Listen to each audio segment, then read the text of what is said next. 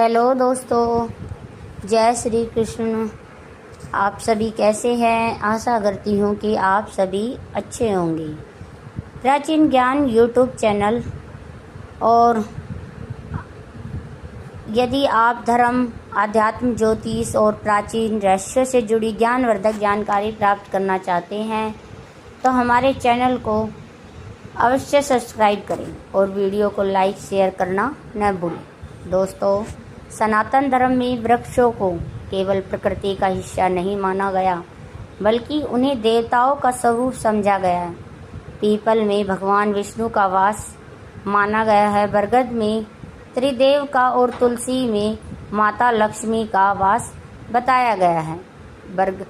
इसी प्रकार एक ऐसा दिव्य वृक्ष भी है जिसकी महिमा का वर्णन हमारे पुराणों, तंत्र ग्रंथों और लोक कथाओं में बार बार मिलता है। यह वह वृक्ष है, कदम का वृक्ष। कदम का नाम सुनते ही भगवान श्री कृष्ण की मधुर लीलाएं स्मरण हो जाती है। ब्रजभूमि की पावन धरती पर स्थित कदम के वृक्ष के नीचे भगवान श्री कृष्ण ने अपनी अगणित बाल लीलाएं की थी। ऐसा कहा जाता है कि जब श्री कृष्ण अपनी बांसुरी बजाते थे तो कदम के वृक्ष भी आनंद से झूम उठते थे। लेकिन क्या आप जानते हैं कि कदम का वृक्ष केवल धार्मिक दृष्टि से ही महत्वपूर्ण नहीं है, बल्कि इसे सुख, समृद्धि, धन, आरोग्य और मानसिक शांति का भी प्रतीक माना जाता है। पुराणों में एक कथा मिलती है कि एक बार देवताओं और दानवों के बीच समुद्र मंथन हुआ। इस मंथन में अमृत कलश निकला। जब अमृत कलश को लेकर देवताओं और दानवों में संघर्ष चल रहा था, तब भगवान विष्णु के वाहन गरुड़ अमृत को सुरक्षित स्थान पर ले जा रहे थे। कहा जाता है कि उसी समय अमृत की कुछ बूंदें पृथ्वी पर गिर पड़ी। जिन स्थानों पर अमृत की बूंदें गिरी, वहाँ कई दिव्य वनस्पतियाँ उत्पन्न हुईं। उन्हीं में से एक कदम का वृक्ष भी माना जाता है। इसलिए उसकी छाल, पत्तों और फूलों में विशेष दिव्य गुण पाए जाते हैं। ब्रज क्षेत्र के सनातन संत बताते हैं कि भगवान श्री कृष्ण को कदम के फूल अत्यंत प्रिय थे। वर्षा ऋतु में जब कदम के वृक्ष पर सुनहरे हरे गोलाकार फूल खिलते हैं तो पूरा वातावरण दिव्य सुगंध से भर जाता है। यह सुगंध मन को शांति देती है और नकारात्मक विचारों को दूर करती है। ग्रामीण क्षेत्रों में आज भी यह मान्यता है कि जिस घर के पास कदम का वृक्ष होता है, वहाँ देवी देवताओं की कृपा बनी रहती है। ऐसे घर में अकाल मृत्यु, बड़ी दुर्घटना और गंभीर आर्थिक संकट आसानी से प्रवेश नहीं कर पाते। पुराने समय में ऋषि मुनि कदम के वृक्ष के नीचे बैठकर ध्यान किया करते थे। उनका मानना था कि इस वृक्ष से निकलने वाली सकारात्मक ऊर्जा मनुष्य के मन को स्थिर करती है और ध्यान की शक्ति को बढ़ाती है।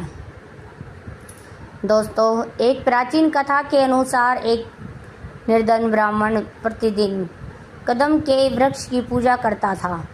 वह आर्थिक रूप से अत्यंत कमज़ोर था, लेकिन उसका विश्वास अटूट था।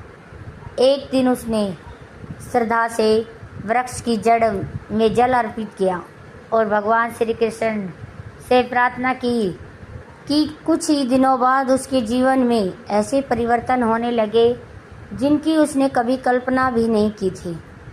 उसे सम्मान मिला, धन मिला और परिवार में सुख समृद्धि आने लगी। गांव के लोगों ने इसे कदम वृक्ष की कृपा माना गया। दोस्तों, आज भी अनेक साधु संत मानते हैं कि यदि कोई व्यक्ति गुरुवार के दिन कदम के वृक्ष को जल अर्पित करे और भगवान श्री कृष्ण का स्मरण करे तो उसके जीवन की सभी बाधाएं धीरे धीरे समाप्त होने लगती हैं। लेकिन कदम वृक्ष का एक ऐसा रहस्य है जिसके बारे में बहुत कम लोग जानते हैं। कहा जाता है कि इसकी जड़ में विशेष प्रकार की आध्यात्मिक ऊर्जा विद्यमान रहती है। इसी कारण कई तांत्रिक और साधक अपनी साधना के लिए कदम वृक्ष का चयन करते हैं। हालांकि साधारण व्यक्ति को किसी भी तांत्रिक प्रयोग में नहीं पड़ना चाहिए, लेकिन केवल श्रद्धा, भक्ति और सेवा भाव से कदम वृक्ष की पूजा करना ही पर्याप्त माना गया है। दोस्तों, आगे के भाग में हम जानेंगे कि कदम वृक्ष का संबंध किन ग्रहों से माना गया है, कौन सा विशेष उपाय आर्थिक तंगी को दूर करता है और कैसे कदम के पत्तों का प्रयोग घर की नकारात्मक ऊर्जा को समाप्त करने के लिए किया जाता है। यदि आप भी भगवान श्री कृष्ण के भक्त हैं तो कमेंट में राधे राधे अवश्य लिखें और वीडियो को अपने मित्र एवं परिवारजनों को अवश्य पहुंचाएं। तो दोस्तों, चलिए आगे की कथा हम सुनाते हैं। हमने कदम वृक्ष की पौराणिक महिमा, भगवान श्री कृष्ण से उसके संबंध और उसके दिव्य महत्व के बारे में जाना था।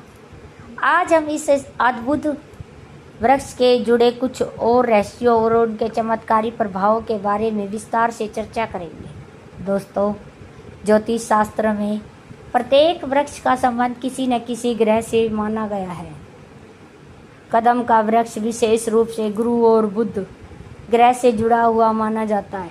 गुरु ग्रह ज्ञान, धर्म, भाग्य, संतान और सम्मान का सूचक है, जबकि बुध ग्रह बुद्धि, वाणी, व्यापार और निर्णय क्षमता का स्वामी माना जाता है।